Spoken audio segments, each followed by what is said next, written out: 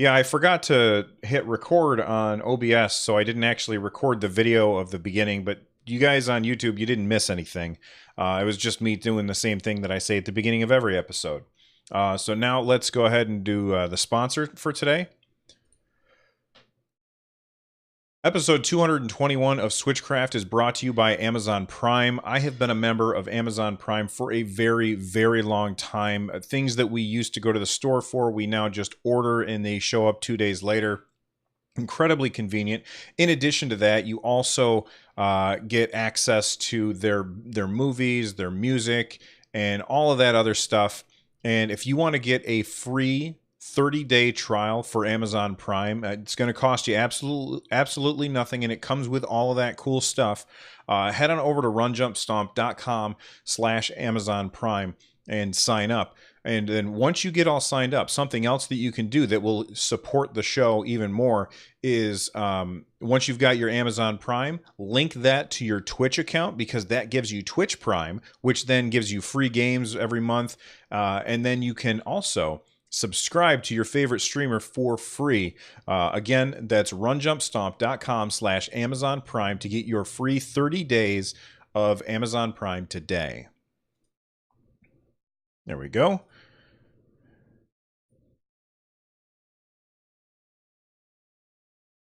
All right, it's time for the news.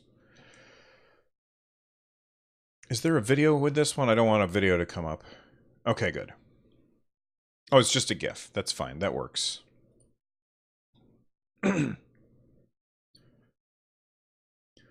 Well, everybody, I mean, we kept saying that there was going to be a Nintendo Direct coming up soon, and I predicted that we would get one in August. I wasn't sure if it was going to be early August or late August, but we're getting one early August. In fact, we're getting it tomorrow. We're getting a Nintendo Direct. Now, I'm very disappointed about this. Hopefully there's more to it than meets the eye, but right now it doesn't look like it's the type of Nintendo Direct that I personally was hoping for. This is a Smash Brothers Direct. So over at Twitter, there's a Twitter account called @NintendoVersus. It is Nintendo's official esports Twitter thing. And we've got the Smash Brothers Ultimate Direct live stream featuring new game information delivered by director Masahiro Sakurai. So that's awesome if you are really, really into Smash Brothers. And I am excited for Smash Brothers, don't get me wrong.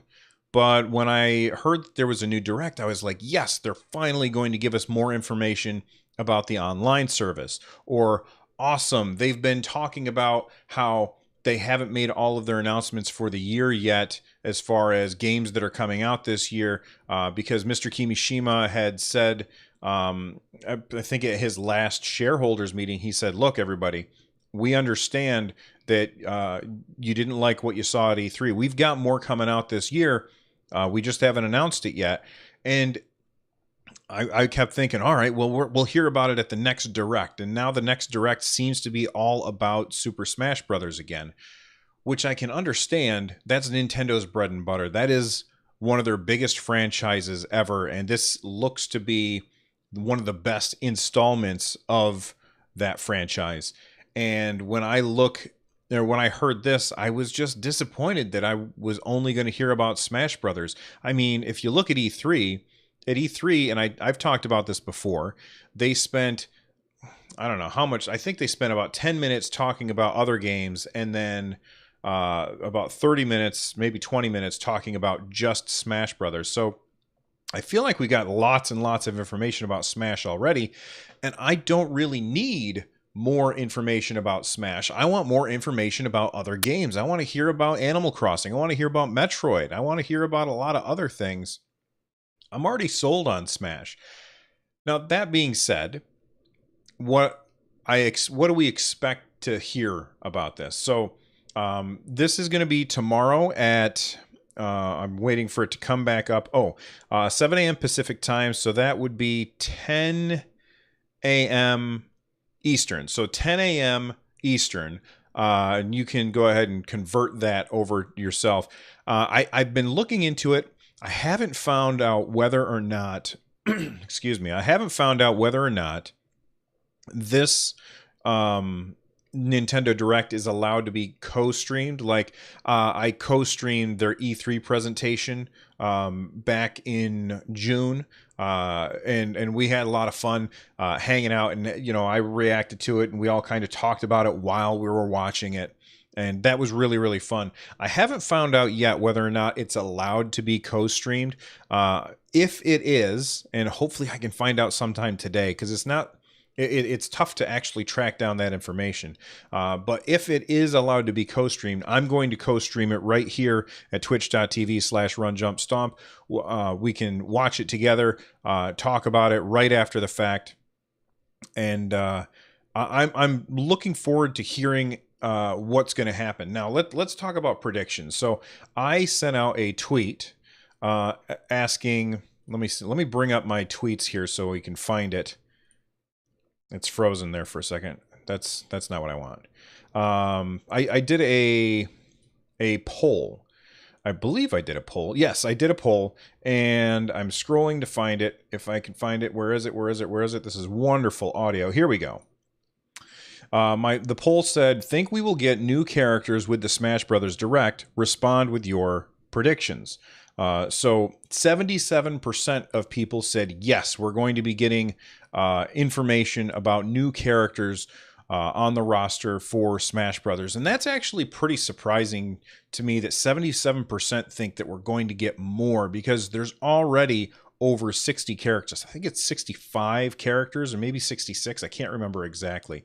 But there's a ton of characters in Smash because it is including every character that's ever been in a Smash. That means we're bringing back the Ice Climbers. We've got Snake back so he can hide underneath his cardboard box.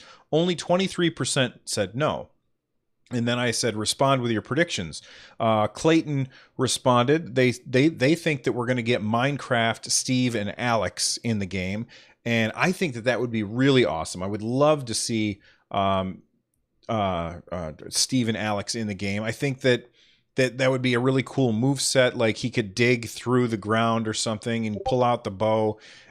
Maybe throw an Ender Pearl to teleport across the screen, that kind of stuff. I think that would be really awesome. Steven Lobo replied that we would get a Captain Toad assist trophy. That's not much.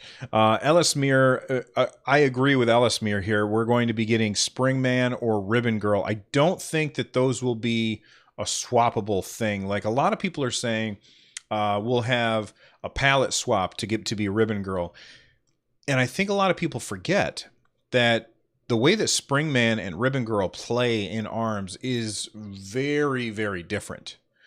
So playing as Springman and Ribbon Girl on the same character, I don't feel like that makes sense.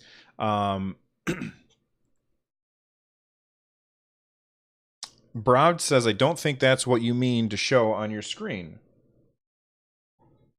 Why, what is it showing? Oh my god, really? Okay, well, I guess I just won't switch over to that screen. I'm not sure why it's doing that. I was bringing up... Anyway, for the audio people who are wondering what I'm talking about, I was trying to show the Twitter posts, and it was showing my OBS screen, which basically was me in a smaller window, and then in a smaller window, and in a smaller window, ad infinitum. So thank you for letting me know, Bravd. I'll stop hitting that button. It's because I haven't shut off OBS since the last time I streamed, and that's what's causing the problem. So anyway, moving on from the technical difficulties aside. So I do think that we're going to be getting new characters. I'm surprised that most people agree with me. I think that we'll get Springman. I don't think that we will get Ribbon Girl as a palette swap of Springman, but if we do get Ribbon Girl, she'll be her own character, just because they play so different, or at least they would be an Echo character. Mikey B. Playing says, I kind of think one bonus Echo character. For those of you that don't remember, Echo characters are characters that are very, very similar to another character that's already in the game. But they have some slight changes, more changes than you could just call it a palette swap, but not enough changes that it could be its own character, if that makes sense. So those are called echo characters, and that's how I think if we're going to get Springman and Ribbon Girl, I think that Ribbon Girl would be a good echo character for Springman because she has multiple jumps and he charges things more. I just think that that's how it would be. Let's see. Yes, Daisy and Peach is a very good example of echo characters. And I think that they already announced that we're going to be getting Daisy as an echo character. So all that aside, I'm very, very curious. What are your predictions? What do you guys think it is that we're going to find out tomorrow? Email me and let me know. You can email me at runjumpstomp@gmail.com. Let me know what you guys think. Or you can get a hold of me on Twitter as well, at runjumpstomp. Let's move on. I hate it when I do that.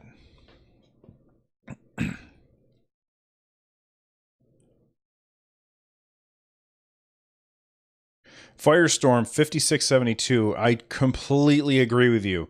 I don't want to hear about all the little tiny nuances of that, or but there are people out there that do want to hear about that. So I don't want them to take this away.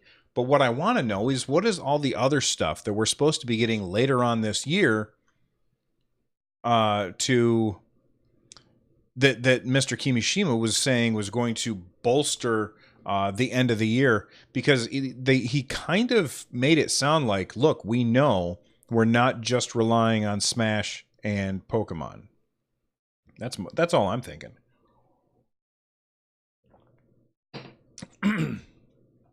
All right. Excuse me. Let's go ahead and record the next segment.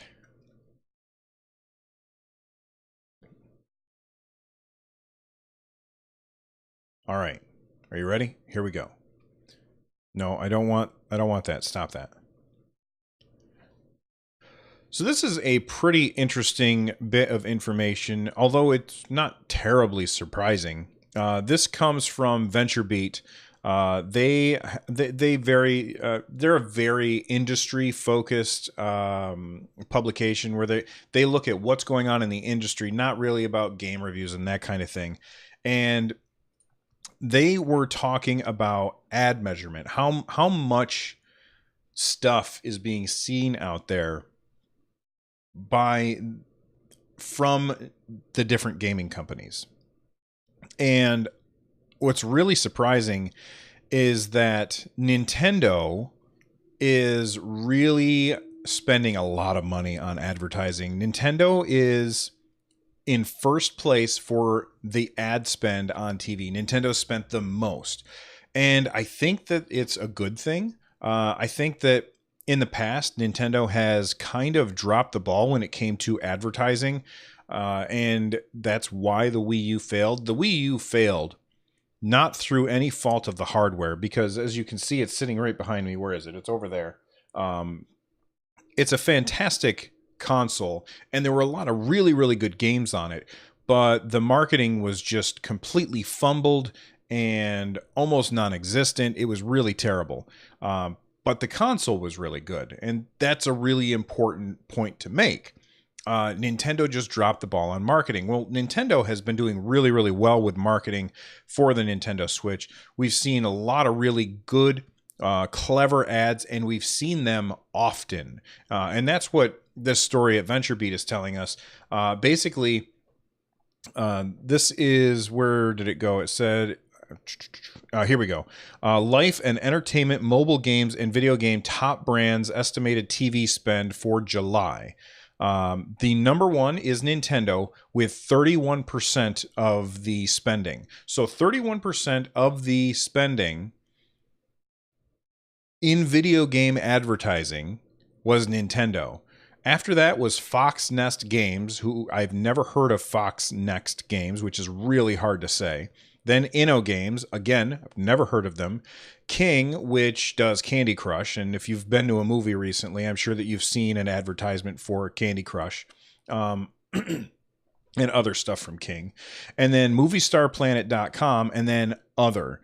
And what you'll notice there is there's no mention of Xbox, there's no mention of PlayStation, but Nintendo is taking up 31.7% of all ad buys.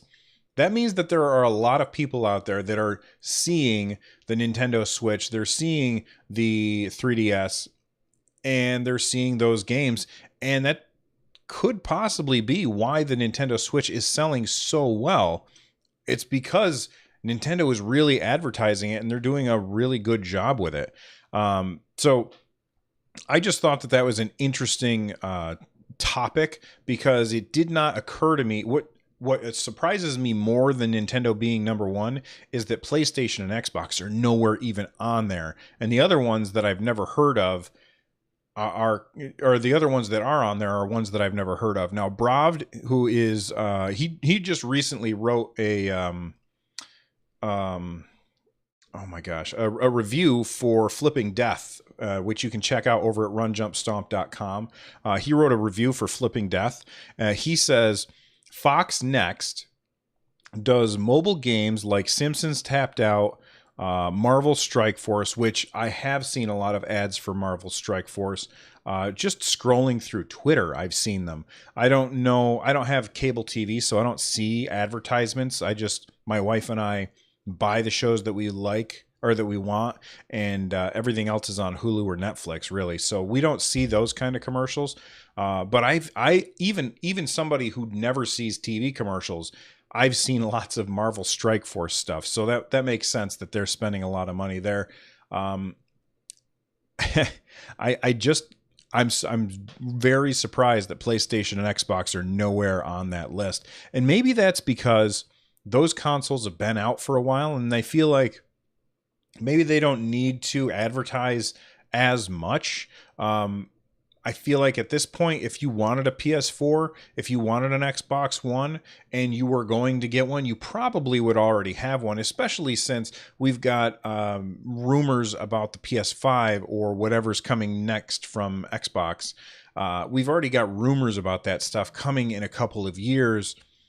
I think that at this point, they've probably hit their saturation point as far as those consoles go. Now, the Switch is new, so of course they have a lot of spending to do. It just really surprised me that Xbox and PlayStation were not on there. There we go. Thank you for letting me know about that, Bravd. Fox Next is a really terrible name. Like, that is hard to say.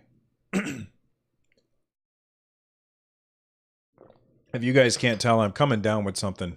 That's why my voice is a little bit raspy today.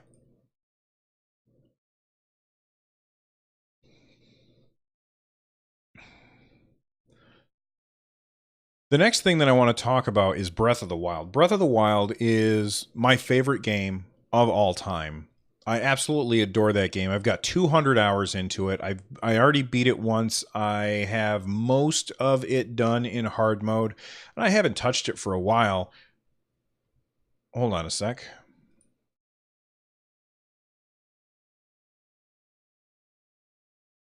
What is happening here?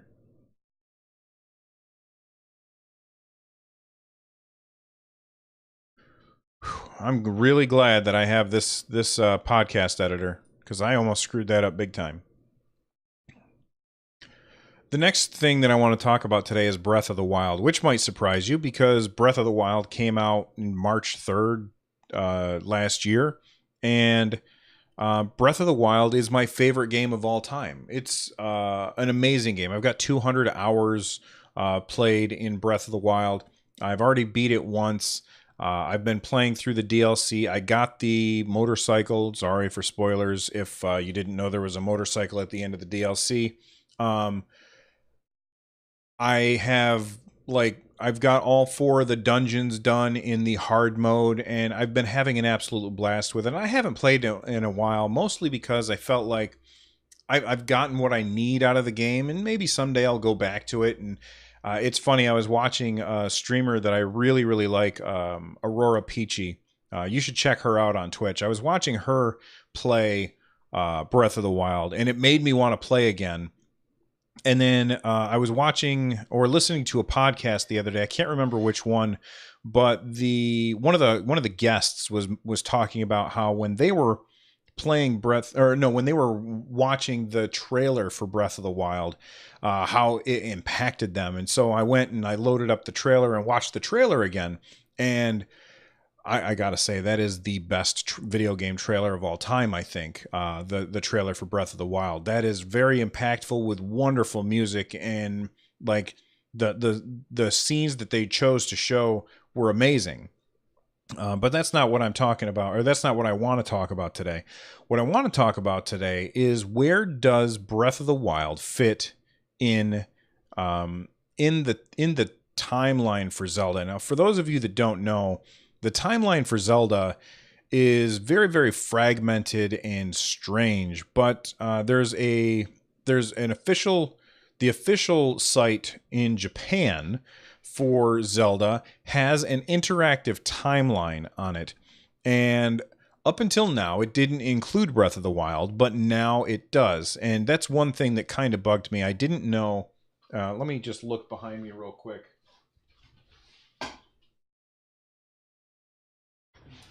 There we go. So I bought this Legend of Zelda encyclopedia, and it's a beautiful book, really, really amazing. And one of the things I was really disappointed in is that Breath of the Wild is not in here. I guess what I didn't realize when this book came out is that this book actually came out or was made before Zelda, and then or not before Zelda, but before Breath of the Wild, and it wasn't really updated for that. And that was really disappointing to me. But you know, if you haven't picked up this book yet, you should, because it's awesome. The Legend of Zelda encyclopedia. Brav says, I think it's at the very end. Yeah, it is at the very, very end. Like, they just have a little bit, like a little interview with Mr. Aonuma about Breath of the Wild, but that's it. Like, there's nothing else really in there, and that's okay. It's not a big deal. You know, they got to be able to sell me another book in the future, I guess. So now we finally know, where does Breath of the Wild take place in the history, and I wish I could bring it up on my video so that you guys could see. But just go to nintendo.co.jp/character/zelda/history/index, okay? Or you can just follow the link in the show notes. I've got that in there already. But if you scroll through, you'll find out, you know, you go for a while, and then the timeline splits, and that all depends on what kind of thing happened, because there's a couple different endings for the N64 one, Ocarina of Time. There's a couple of different endings in that one, and then based on which ending you get, that leads you down a path to different games in the series, which, while I get how they kind of put this stuff together, I also think that they just kind of made it up after the fact, because I don't think that they actually planned it out ahead of time. And that's okay. It's not a big deal. I could be wrong. But they finally have included Breath of the Wild. Breath of the Wild is at the very end. Basically, what everyone had suspected all along. Breath of the Wild is at the end of the Zelda timeline. That doesn't mean it's the last game in the series. But it's at the end of the timeline, and that's what Bravd is telling me in chat now. He's like, no, not at the end of the book, you ninny, at the end of the timeline. Yes, but Breath of the Wild is also mentioned at the very end of the book in an interview with Mr. E.G. Aonuma. So hush, Mr. Bravd man. So anyway, I like that it's at the end, and that means, I feel like that means that Nintendo is trying to take the timeline, which kind of got away from them almost, because I don't think that they really worried about it at the beginning. The timeline's kind of gotten away from them, and now they're saying, look, this is the timeline, and this is at the end. And it actually, in the interactive timeline, it felt like, you know, as I was scrolling through, everything splits up, and then they show that Breath of the Wild is at the end. And I don't read Japanese, so if you do, it would be wonderful if you could tell me if I'm right or not. But I think they're saying no matter which path you take on the the side winding Zelda timeline, you'll end up at Breath of the Wild eventually anyway. So I feel like they're trying to take all of the Zelda stuff and bring it together at the end. And I think that that's cool. Hey, Alice Mir, what's up? Didn't I just mention you? Alice Mir. Oh, yeah. You posted something in Twitter. I remember now. Yeah, I just mentioned your tweet, I believe. All right. So that's it for the big news. I'm going to take a bunch of stories and kind of compress them down into what I call the lightning round. And we're going to go real quick on this stuff because I don't really have much to say about it, but I figured it was stuff that people might want to know about. So first off, we've got Wind Jammers, which is this really interesting frisbee style game where you are it's kind of like Pong really, where you can catch the ball and then throw it and you bounce it like crazy. I think that it looks like a lot of fun, and the advertisement that they used for Windjammers looked hilarious, and that was posted in our Discord by Deadlock, so thank you to Deadlock for that. Make sure you check out the link in the show notes to see the video. Then we've got one posted from, oh gosh, who was it? I believe it was Wyvern. I'm trying to find it. I can't find it. I believe it was Wyvern Ripsnarl, posted a link to Blaze Blue Cross Tag Battle. They've got character packs 4, 5, and 6 revealed. And then there's supposed to be a 5th franchise brought into this game. I really don't know much about Blaze Blue, so I don't have anything really to say about it. But if you've got Blaze Blue, then guess what? You've got brand new character packs out there for you to download. And it looks like they're bringing in, I didn't even realize they already had 4 different franchises in the game, and now they're bringing in a 5th. This is turning into Smash Brothers. Bravely Default tweeted about Octopath Traveler, which I thought was really cool. So Octopath Traveler hit 1 million units sold, and the official Bravely Default Twitter account tweeted about that, basically congratulating them. And then they said at the end of their tweet, and this is translated from Japanese, so it's kind of wonky the way it sounds, but they said, pay attention for something in the future from Bravely Default. So it sounds like we're going to be getting something on the Nintendo Switch, and what I'm hoping is we get the first 2 games on the Nintendo Switch as a package that we can play together, and then a third one to come out later. I think that would be very, very cool, because Bravely Default, for a lot of you, if you didn't have a 3DS, it's one of the best JRPGs that you've ever played, that I've ever played. And Octopath Traveler very much reminds me of some of the systems that are in Bravely Default, but they're also very different games. And it's definitely something that you want to check out if you've got access to a 3DS and you haven't tried Bravely Default. You're missing out. You should definitely try it. Let's see. We've got 3 more things for the lightning round. This was really cool. A secret has been hiding in Donkey Kong Country for a long time now. This comes from Zap, who is a longtime friend of the show. He posted this in the Discord.